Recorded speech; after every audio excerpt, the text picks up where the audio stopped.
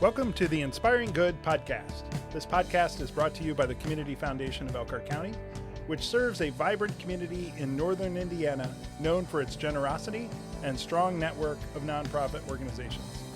I'm Marshall King, your co-host with Kevin Deary, a veteran nonprofit CEO who now coaches others.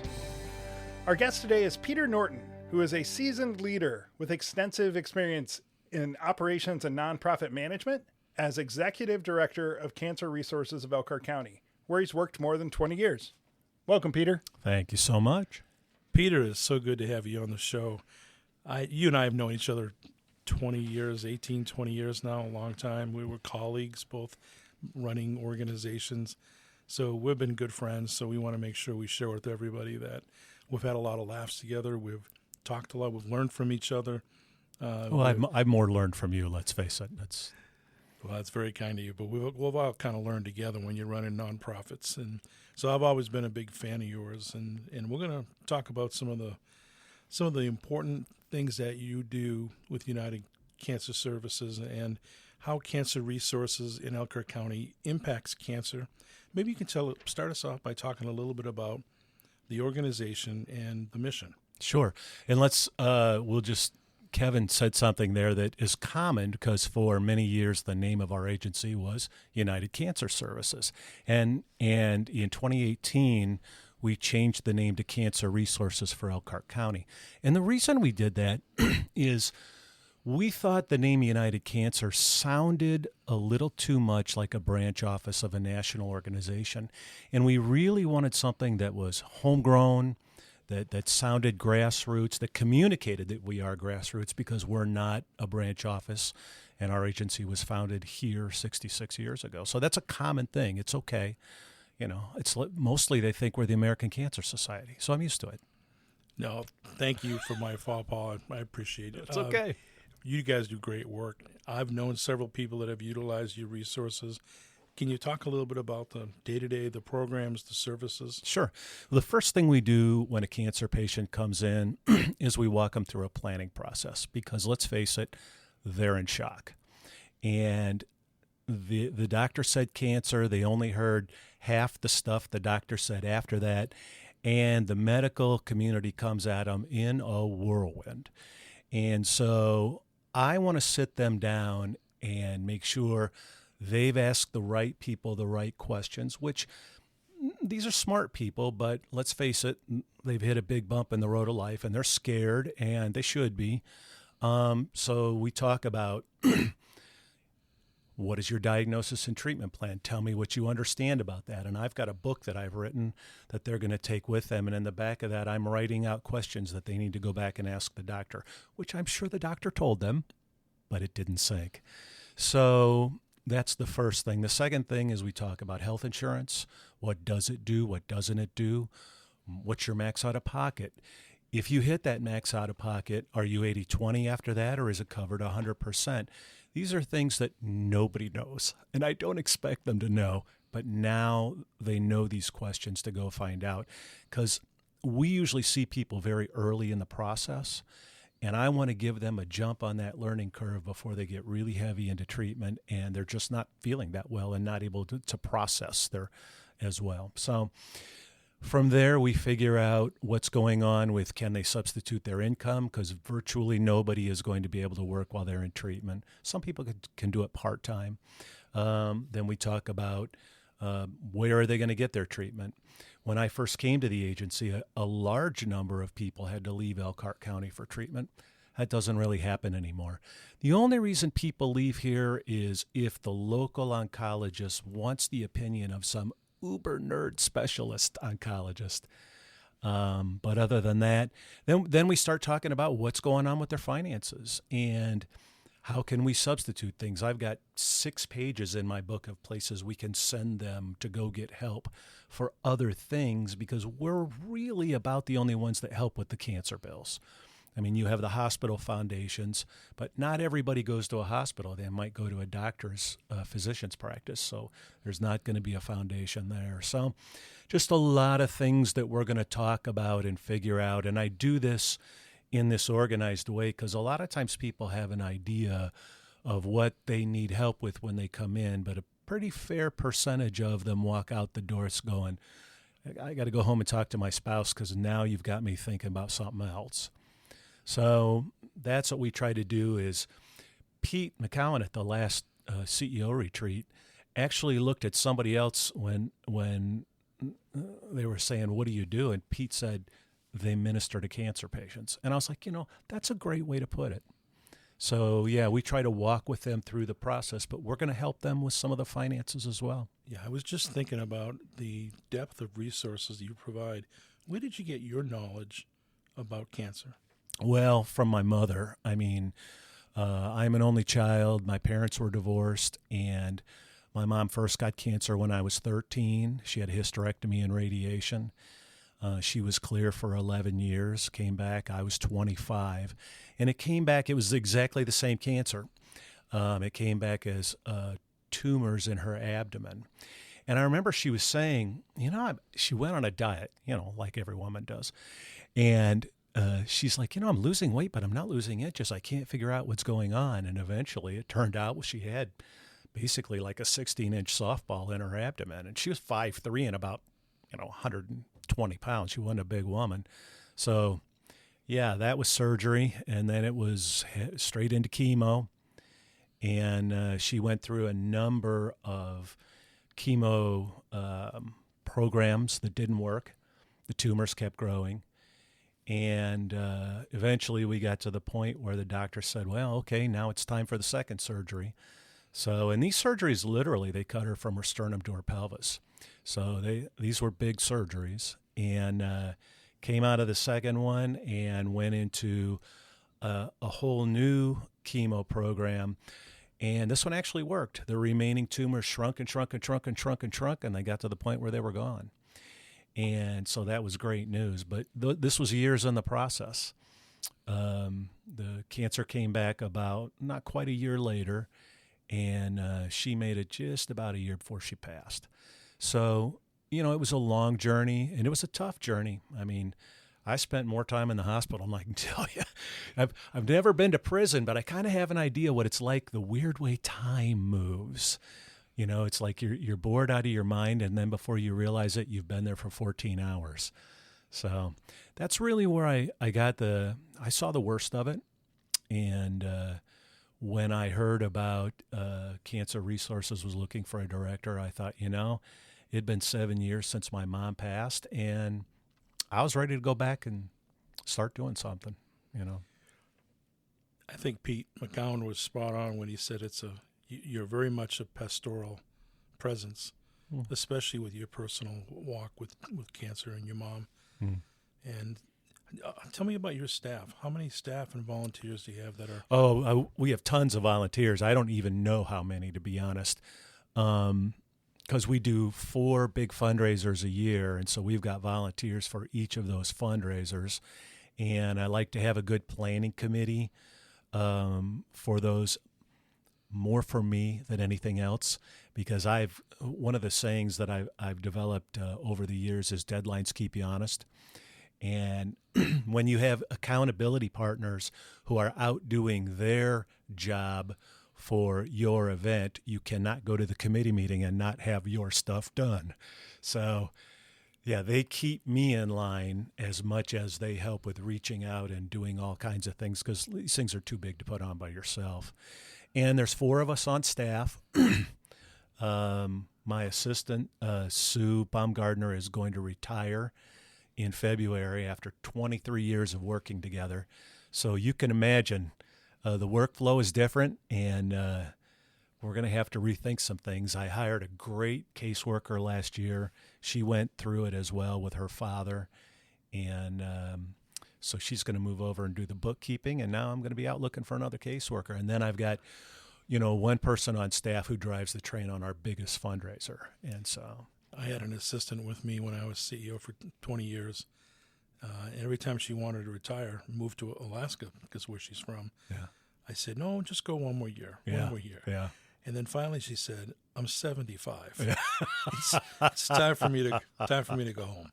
And so, and I miss her dearly. Her name is Marie Reisinger. And then what happens is there's another person that comes and has the same mission and passion, and you just keep on rolling. You do, but you've got to develop the lingo. You've got to develop the understanding.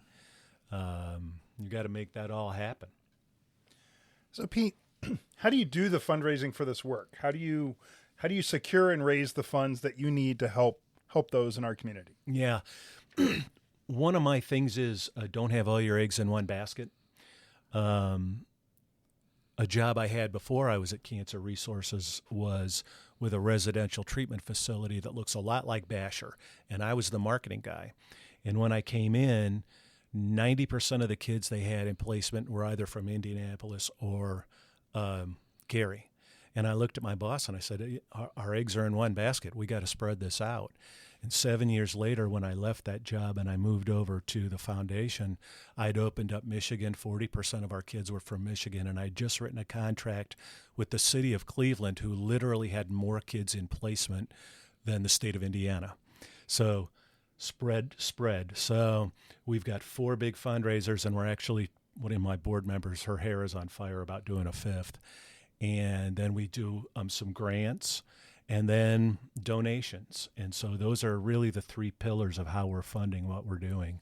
We've got a lot of great donors who support us. And honestly, sometimes the things that choke me up the most is when you open up the mail and there's one of your envelopes in there and there's 2 $1 bills and some scribbled handwriting saying for cancer patients. And you know that $2 to that very senior person was a very important amount of money. You know, and we've got people that give us hundreds and thousands and into 5 figures, but to me, and here's the thing about the donations, to me, especially for middle class folks, you're going to pay the mortgage, you're going to feed your kids, you're going to make your car payment, you're going to do all those things. Then there's a little bit of money left over, and that's your money, that's your entertainment, that's your vacation, that's your hobby, and so when you're donating, that's what you're taking away from. You know, so to me, that's the most important buck, really. So I shepherd that. One of my past board presidents always says, "Yeah, we know, Pete. You squeeze the agency's penny until till Lincoln screams." So, yeah. But it's important for us to be good stewards of the money. Oh yeah. Nonprofits, we exist on grants, foundations, special events, and most importantly, individual donors like that $2 donor. Yeah. If somebody wanted to help Cancer Resources, how would they do that? Oh, they could make any kind of donation. They could make a cash donation. They could get on elkhartcancer.org, which is our website, and make a donation, send us a check. And, we've had donations in other ways. I had a guy call me up a couple of years ago, and he had bought a bond that was going to mature, and his tax guy said, just donate the whole thing. You're just going to take too big a hit. I've had people wire us money out of different places. There was one guy called me up and he said, I called my life insurance agent and I told him, hey, when I go, give them 10%. So that was a click on a database and didn't need a lawyer for that. So there's all kinds of ways. In the last 5 years, 6 people remembered us in their will. So there's just all kinds of different ways. Memorial contributions. Have you ever read an obituary and at the bottom it says, make a donation, don't send flowers? Don't tell Mansky's I said this, but people do that. And Mansky's is a good supporter of ours. But, I think last year we made $12,000 or $13,000 in memorial contributions. So, as long as we're top of mind and people are thinking of us at the right minute, I really love how you meet people where they're at. And they're probably not coming in alone. They're probably coming in with a spouse or a child. Yeah, if they're older. Very rarely does a cancer patient come in without a support person. There's always one person that's organizing the whole rest of the family. And don't get me wrong, it's hard on the caregiver because I was one. And there have been times where I've literally almost taken a caregiver by the lapels and shook them and said, you got to carve out some time in your life away from cancer, because you are going to burn out and you're going to be no good for your loved one. Sometimes you got to say hard things to people.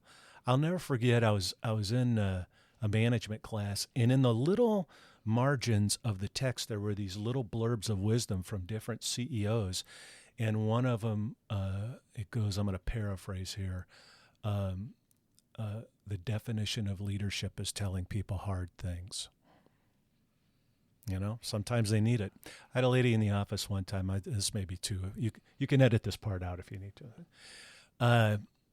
She came in. She was an adult. She was probably in her 40s, and her mother had cancer, was just diagnosed with cancer, and it was everywhere. I mean, it was everywhere. And she was distraught. And she said on and on about how she was a Christian. She believed in God, and God was going to do a miracle, and God was going to save her mother. And I looked at her and I said, well, I'm a Christian too, but I'll tell you what, God has a plan for us, and part of that plan is there's a day we're going to leave this earth, and I think your mother's time is close. And honestly, the look on that woman's face was almost like I had gotten up and physically slapped her. But she needed it. She was going to have a nervous breakdown when her mother died. She needed to start accepting it. And now, having said that, I bet 70 or 80% of the people who come to us looking for help hit remission within 2 years. So overwhelmingly, our people are going to get through this. Now, it's scary, it's expensive, it's painful, it's stressful. Yeah. And I want to help them get through it, but I want them to get through their head. They're going to get through this. So get through this with as much of your sanity and as much of your bank account as you can. And that largely means making sure you're staying in your network, because networks are paper thin now. It's so easy to get treatment or a test outside a network. Cancer treatment, you're looking at $100,000, $200,000, $300,000 a year. You just can't afford to go out of network. I'd say the median out-of-pocket cost with insurance is about $5,000 or $8,000 a year. So it's manageable for most folks. You may have to set up a payment plan. You got a small car payment, you don't get the car, but you get to live. So that's pretty good. Pete, because I've known you so long and just hearing your story of you never know who's coming through the door. No. The next cancer patient. No. You never know who's calling to make an appointment to come see you. Yeah. Cancer never stops, No. never takes a break. No.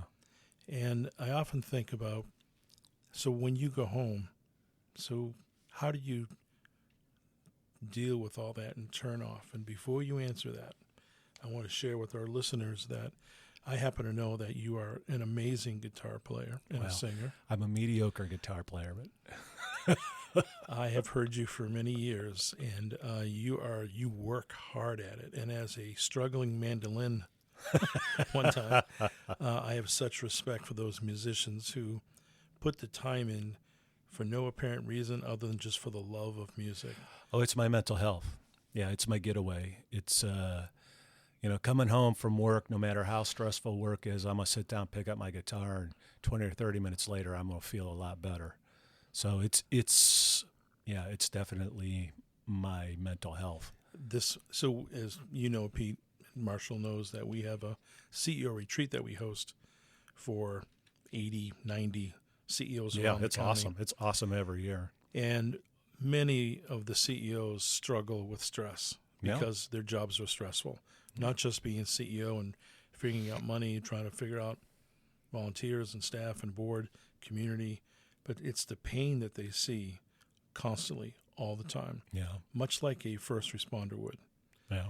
And we had the joy of you coming in with your guitar around the campfires and you playing the piece that I saw, anyways.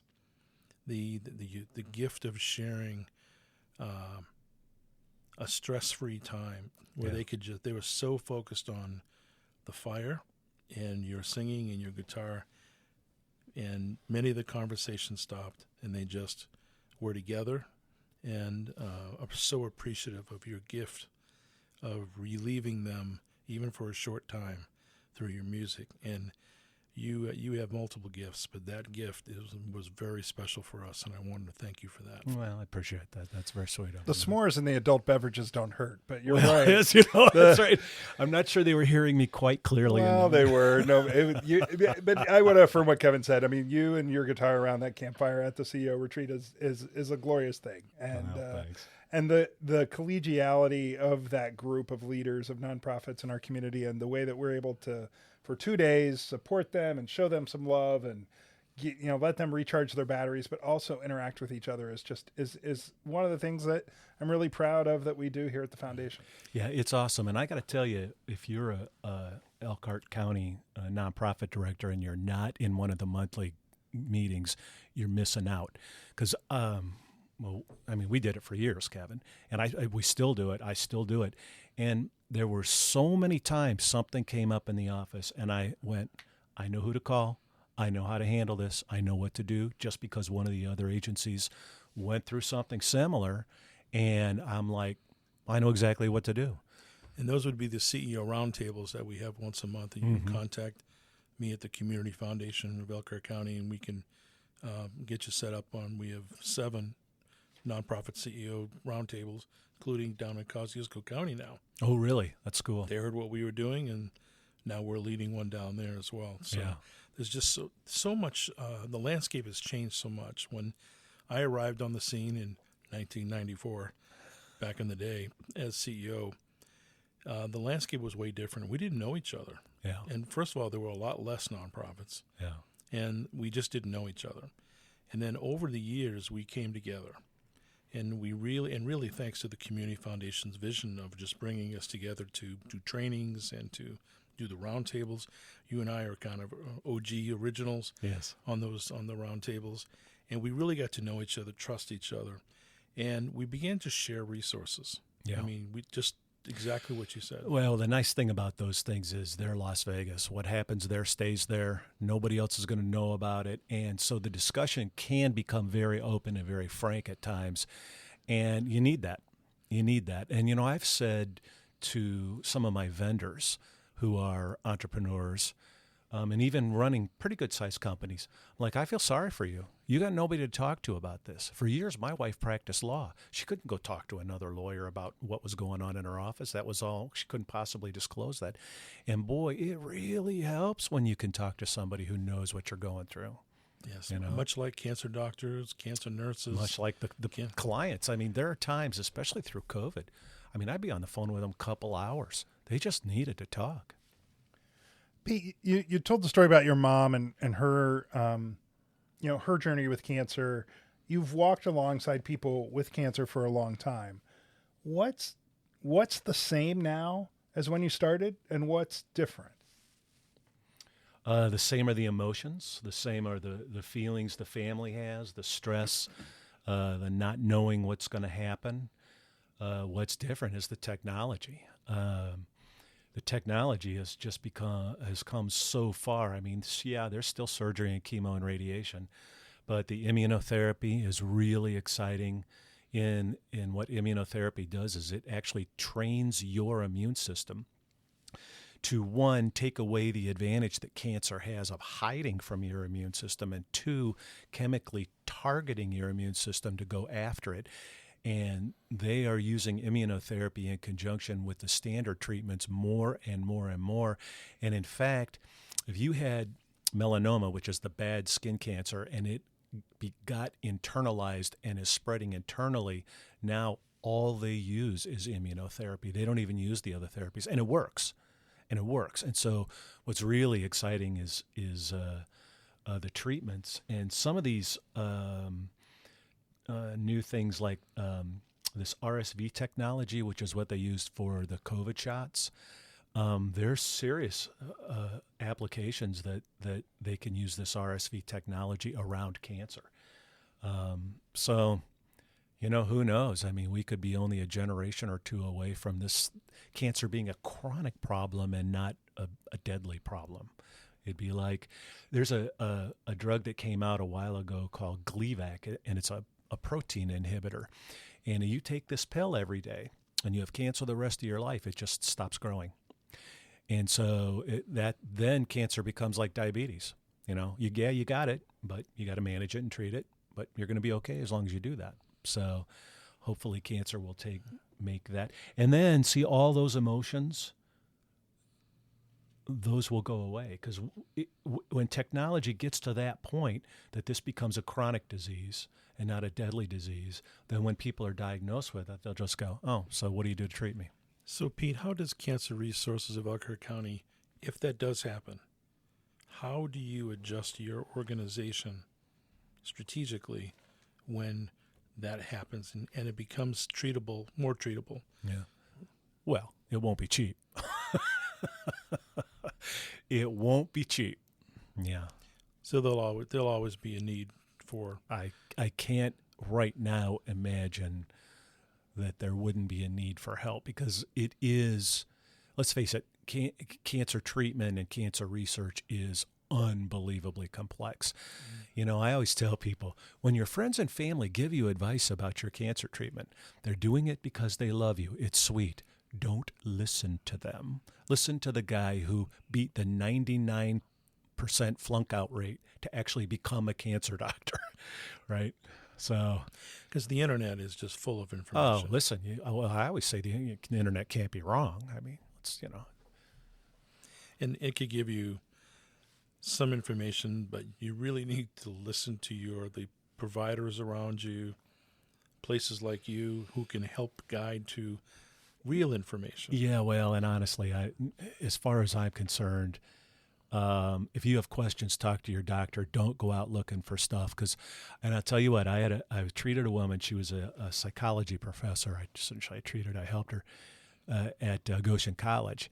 And she was telling me she was reading the reports that were coming back from the lab. And I said, you're never going to understand the chemistry. Don't bother with that. Let the doctor worry about that. And she said, well, I've actually done a lot of research on the brain, and I really do understand what I'm reading, but it scared me, so I quit reading it. And I said, good, don't. So what advice do you have for folks who a loved one may have just gotten a diagnosis, or a good friend may have just gotten a diagnosis? What should we do when that happens? You mean to support the cancer patient? Just don't change.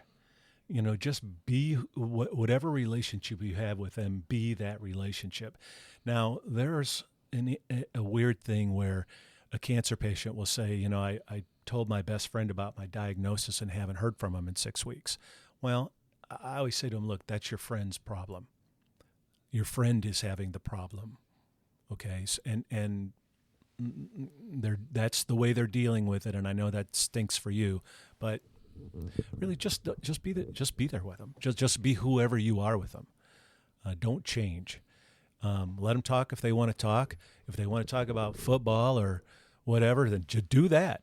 That's great advice. Pete, you and I are quickly becoming the post generation. There's so many new execs coming in that are just so good. I'm sorry to hear that.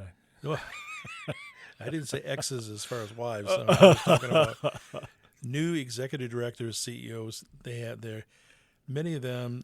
They know high tech better than we ever could learn high tech. Yeah. And they're coming into a changing landscape. Yeah.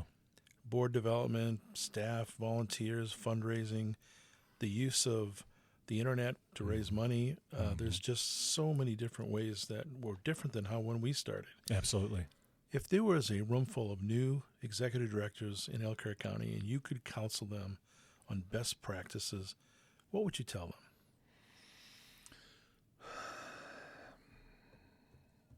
Do this because you feel for it. You can make more money in the private sector. Do it because you feel for it. Second thing I would say is the trick is to keep all the balls in the air. So you've got to make sure that you're dealing with the money, shepherding the money, the fundraising, the donors, the clients, the staff, the accounting, your CPA. You got to make sure you're keeping all those balls in the air. Have accountability partners. Have people you can go to. Have good board members. Honestly, if your board is having trouble, if your board is not cohesive, then you need to think about turning some people over, and you need to think about bringing some people in that are going to be able to work with the team. For the organization to be successful, you need to have successful teams, whether it's your fundraising committees, whether it's your board, whether it's your staff. Your teams have to be functional. There's an old saying that, and this was Dino Signori. He was our facilitator for our monthly meetings. He used to say we're way too quick to hire and we're way too late to fire. He's like, look, you can counsel people, you can train people, but you can't fix them. And so if you don't have a quality team, and how many times have you worked somewhere where after an extended period, the boss finally got rid of that troubled person and the whole rest of the staff went, thank goodness. Because mostly people want to do a good job. I mean, mostly they do, No, you are so true. Starting with the CEO, executive director, they have to set the pace. Yeah. One of the things that was important to me was make sure nobody outworked me. Yeah. And somebody would say, well, that's just your generation.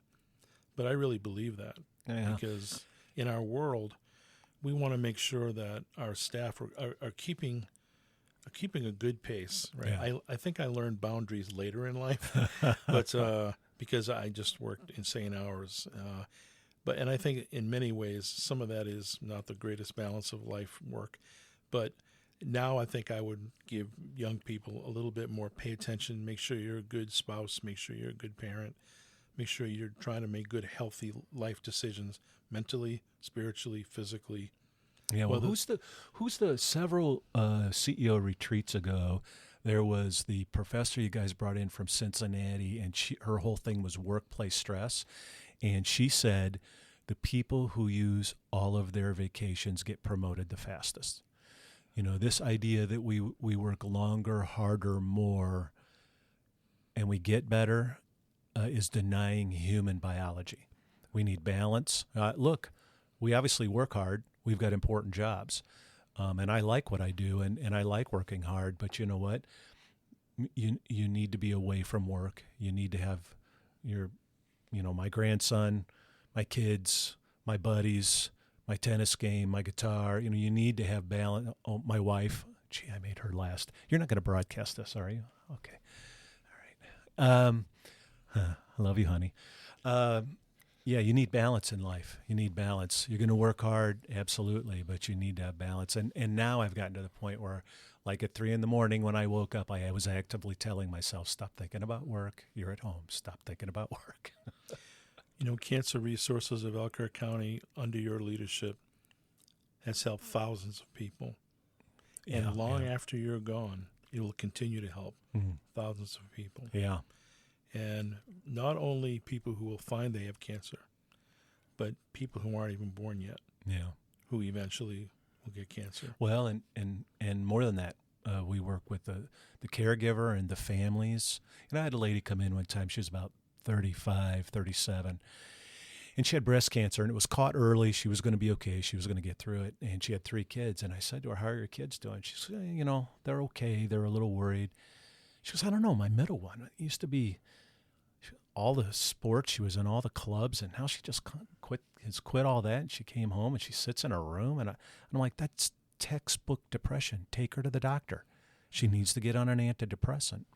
And Mom goes, really? And I go, yeah, that's textbook. She needs a little help right now. There's no shame in it. Our brain's the most complex thing in our body. Pete, as we start to wind up, we were young once, and we've watched Elkhart County. I love this place. It is such a unique place of where nonprofits get along well. Mm-hmm. It's like the Serengeti, where the zebras, the lions, everybody kind of lives together. And we're the Lion King. Oh, the Lion King, right. But also the fact that this is such a generous. Shall we break out into song? No, you are not kidding. And I've said for years, I feel so sorry for millionaires in Elkhart County because, boy, we are all putting the touch on them. But they are so generous. They are so giving. Yeah. This place is very special to me, to us. I moved here from New England 32, 33 years ago. Yeah. And I never wanted to leave. And I will end my life here because of the people. Yeah. And for places like you and for leaders like you. and for your organization that just helps people deal with some very tough things in their life. And I can't be more grateful and more proud of you. Well, thank you. And I just wanted to say thank you for being on the show. Marshall always asks this question to wind it up, but I can't think of a better question that I can't wait to hear the answer from you than this. Yeah, I mean, this podcast will air in December during that giving season when, you hope that the checks come in from year-end giving. I think you've made the pitch for why your organization is worthy of consideration and how it does help people in our community. And want to echo Kevin's thanks. But Peter Norton, what gives you hope? The clients. Yeah, the clients. I give X amount of money for each cancer patient. And you build a relationship with these folks. And when they come in and they have need, and I have to tell them we've used all the funds we have available for you, they immediately start profusely thanking me. I'm going to crack up here. And I mean, they need more help, but they will be just enthusiastically thanking me. So, yeah, I suppose that's it. Yeah. I can't think of a better way to end this. Thank you for that. And thank you for your work and for being here today. Well, thank you guys. You do good work too. This show is a production of the Community Foundation of Elkhart County. It is powered by equipment from Sweetwater and recorded at the Community Foundation's offices in Elkhart's River District. Editing is done by the award-winning communication students at Goshen College, home of one of the best college radio stations in the nation. Listen to Globe Radio at 91.1 FM. Music is provided by Sensational Sounds. Learn more about the Community Foundation of Elkhart County at inspiringgood.org. You can follow us on Facebook, Instagram, and LinkedIn. Thanks for listening. We hope you're inspired and inspire good in your community.